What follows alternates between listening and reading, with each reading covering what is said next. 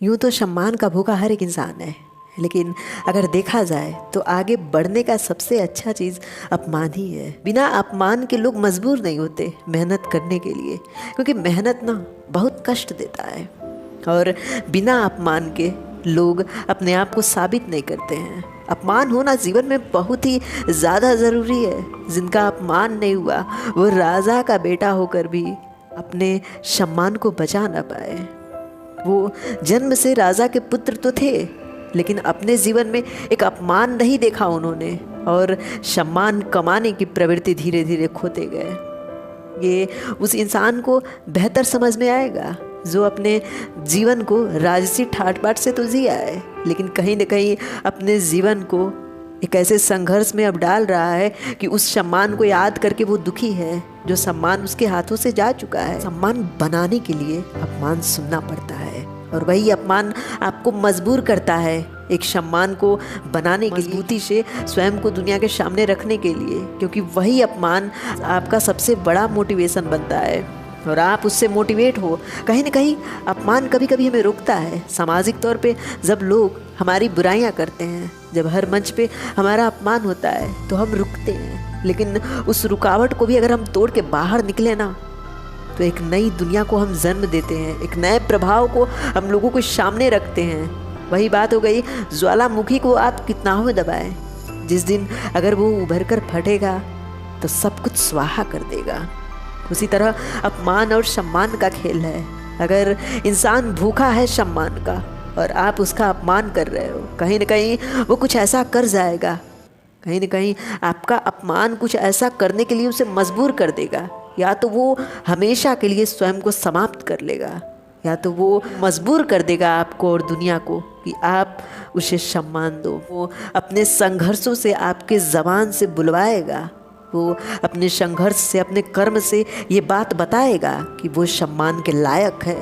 इंसान का ओहदा, इंसान का पद सम्मान दिलाता है, लेकिन अगर वही सम्मान दिल से है तो वो सम्मान सिर्फ इंसान का कर्म दिला सकता है।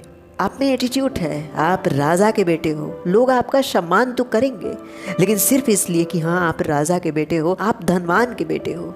लेकिन अगर आपके कर्म वहाँ पे भी सही हैं, आप एटीट्यूड नहीं दिखाते हो, लोगों को खुद से नीचा नहीं दिखाते हो, कहीं न कहीं वो सम्मान आपके जीवन अंत के बाद भी रहेगा, क्योंकि वो सम्मान आपके कर्म का है, वो सम्मान आपके जन्म का नहीं है, बल्कि जन्म के बाद का जो कर्म आपने किया है, जो आपके कर्म में महानता थी, उस कर्म ने वो सम्मान की कमाई की है।